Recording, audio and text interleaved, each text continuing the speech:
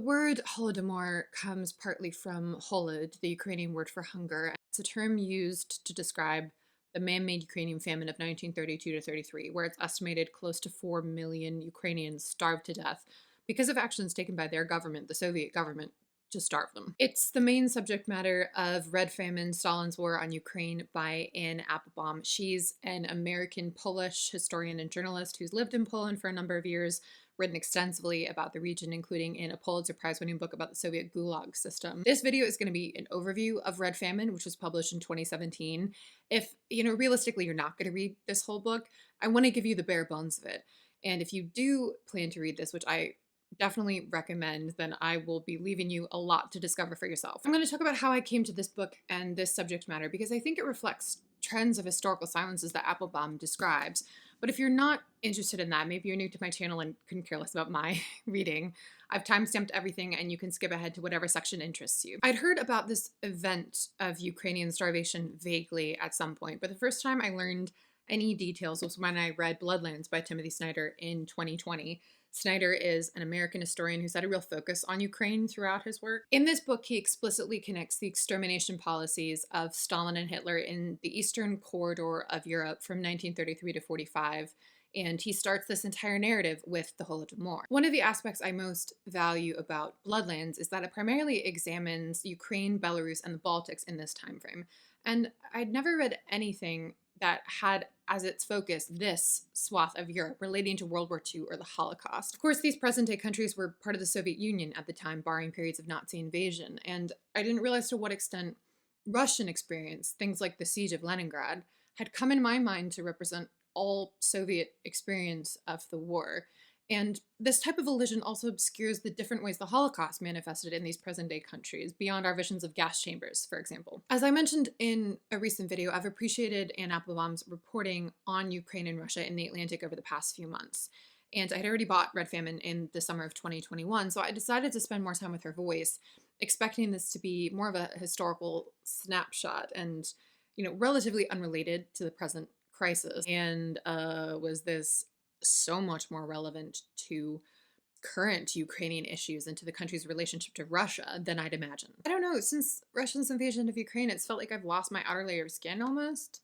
I arrive at emotion really quickly, which is unsettling for somebody who reads the type of nonfiction I do. Some amount of detachment is useful for getting through an account like this because I've never read anything more ghastly than the point-by-point decisions leading to the Holodomor.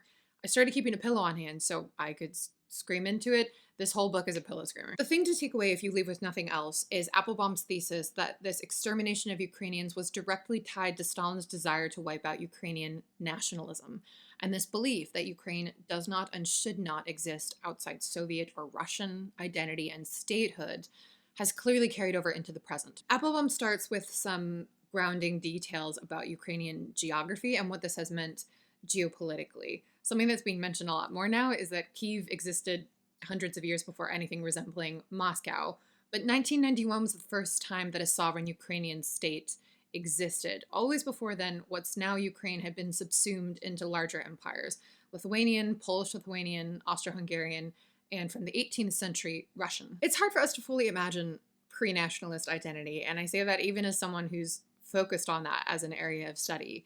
We're of the post-World Wars, mostly post-imperialist era of nation states. But generally, Ukrainian as an identification in some form has been documented for a long time. Applebaum mentions Polish accounts of those people to the east who are different from us but not Russian, Russian accounts of their Ukrainian neighbors to the south, linguistic distinctions, religious distinctions, that sort of thing. So if this is the case, if Ukrainians have been, recognized to some extent for a long time, why was it only in 1991 that the first Ukrainian state was fully recognized? Two main reasons. One, Ukraine has almost no natural borders, especially to the north. No mountains, no rivers, nothing to help protect it as a landmass. And two, Ukraine has fertile soil. It is like the biblical Leia of landscapes. And so it was irreplaceable for any empire that could hold it. So it was always to those empires' advantage to deny the idea, the possibility of Ukraine as a separate entity. There were serious economic and almost existential motivations to calling it Little Russia, for instance, because if it's basically Russian, then all that grain belongs to Russia, right? After painting this early picture of, what is Ukraine and who are Ukrainians historically, Applebaum leads you into the literally ungodly mess that was the Russian Revolution and Ukrainian uprisings of the late 1910s.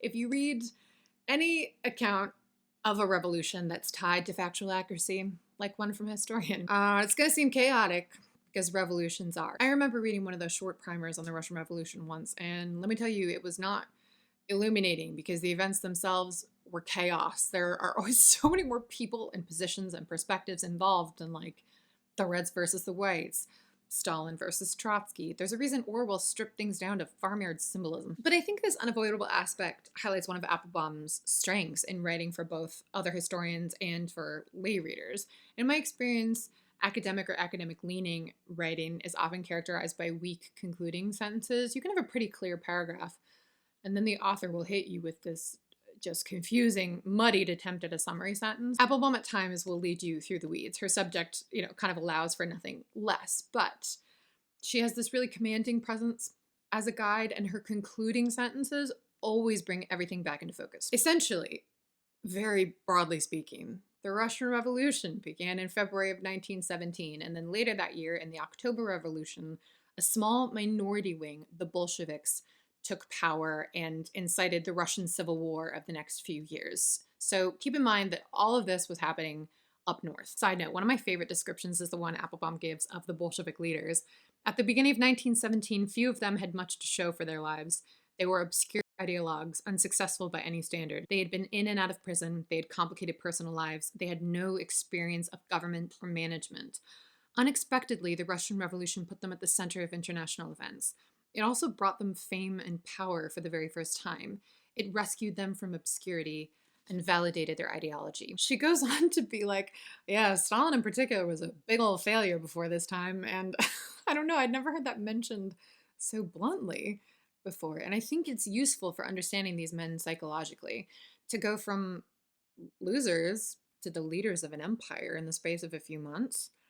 It does things to you. Meanwhile, in April of 1917, there was the first Ukrainian national demonstration. Amid the uproar in Russia, there was a sense for the first time that Ukraine could be its own state.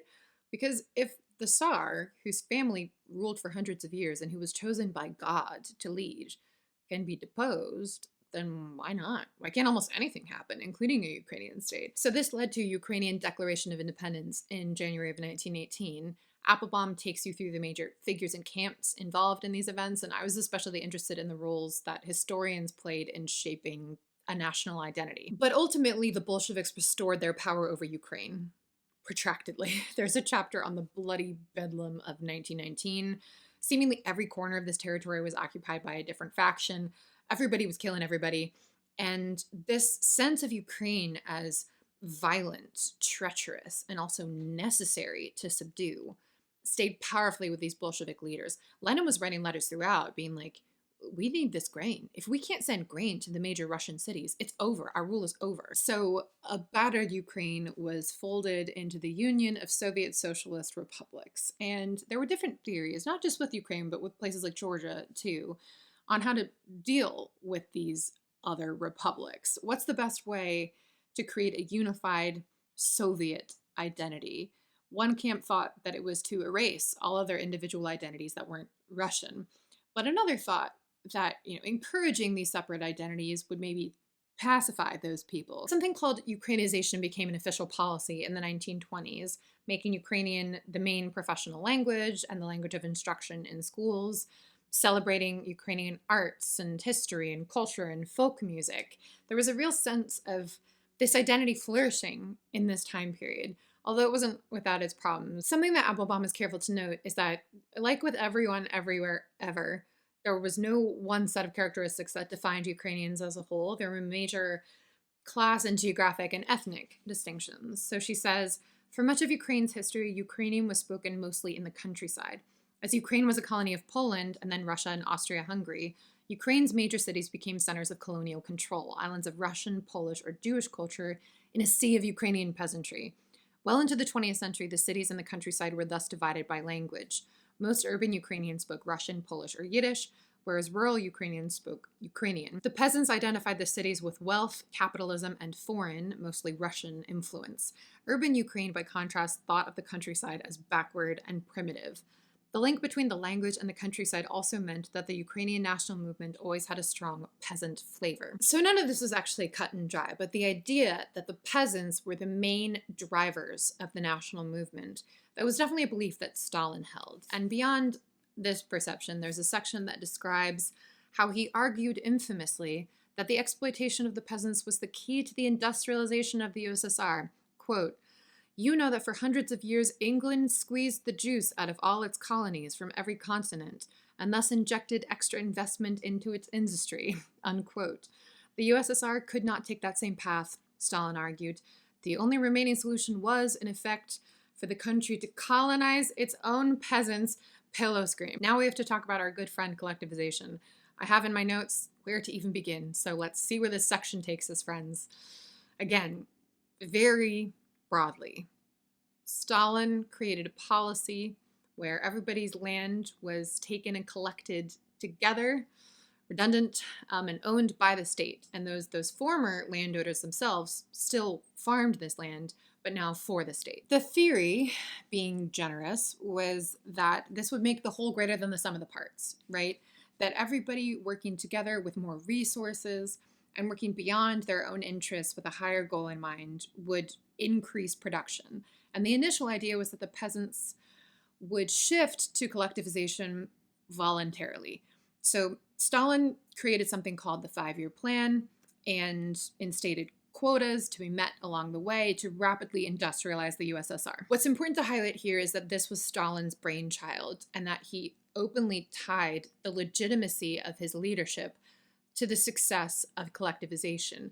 There was no option for this thing to fail. And so when it failed, he did two contradictory things. One, denied what was happening. Two, blamed the apparently non-existent failure on sabotage. Oh God, even as I'm speaking, you can see all the ingredients coming together, right? A distrust of a hostile, nationalistic Ukraine, dependence on Ukrainian grain combined with plans that then disrupted its production, and ego, individual ego that was determined to fit facts to its own reality. Collectivization really messed with agriculture all over the USSR and satellite states. And in Ukraine specifically, there was also a campaign to destroy the social and religious structures of peasant life. The authorities were destabilizing these communities. And one major way that they did that was by creating a class of people called Kulaks. This was a term that mostly started in the 1910s, but it came to mean everything and nothing. A kulak at first was anyone who was successful enough as an individual landowner to be suspicious of disrupting the Soviet plan for a collective future. But it came to encompass anyone of any status who had an issue with joining the collective farms, and it could also be used as a shorthand for Polish and German minorities.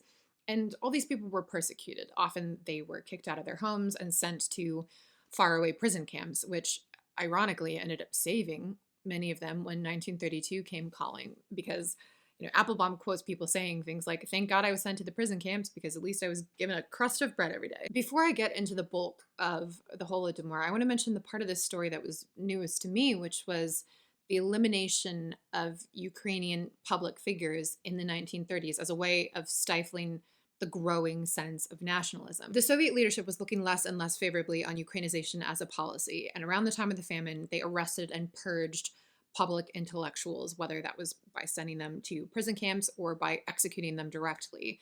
This included historians, teachers, writers, architects, artists, and all of the institutions that they ran as well. They were dissolved and in a lot of cases physically destroyed. Leadership, scholarship, creativity, any of these things tied to the idea of Ukrainian being an existing identity was all but obliterated. And this is another major reason, again, that a Ukrainian state wasn't formed until 1991. It took that length of time to sort of recover that loss of life and loss of ideas. Meanwhile, the situation in the countryside was deteriorating, and Applebaum goes through the chain of decisions that led to so much death.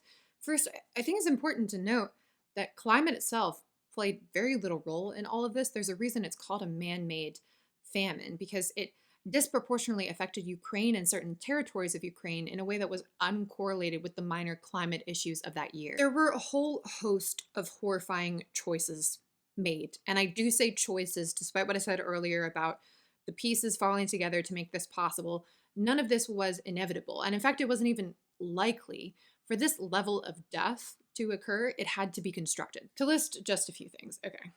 In the years leading up to 1932, when collective farms failed to meet unrealistic quotas, one of the ways they were punished was by having their grain and their seed taken away, the seed they needed to meet the next unrealistic quota. As things progressed and as the peasants were cast as intransigent and refusing to meet their quotas, the authorities were ordered to go into people's homes and take not just their grain, not just their seed, but all of their remaining food, their livestock, anything from their gardens, anything they had stored.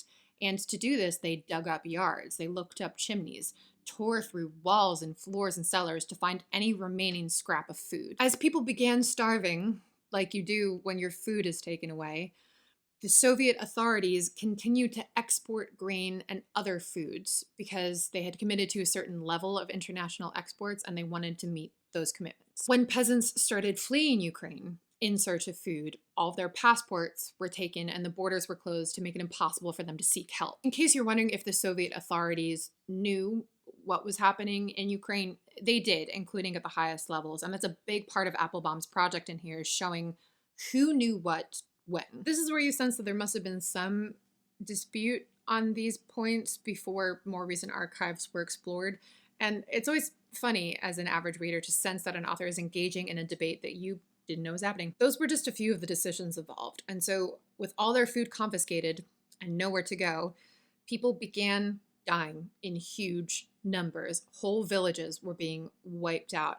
Applebaum describes the physical process of starvation and dips into accounts of cannibalism. And it's interesting here, she argues that cannibalism was never as destigmatized as people might claim, even as it became more common. That the way these stories stick with people, especially the ones of people killing family members to eat them, that this suggests this was something somehow beyond the pale, even in these times. People in cities could easily see the increase in emaciated peasants on their streets. But of course, the lack of grain was affecting them too. It wasn't like they had much food to share. Also, there was consistent propaganda against these peasants, propaganda that they were saboteurs of communism, but that even those who weren't were backwards, of another time and another world order. It's sad, really, but they have no place where we're headed. They're essentially eliminating themselves through their own backwardness.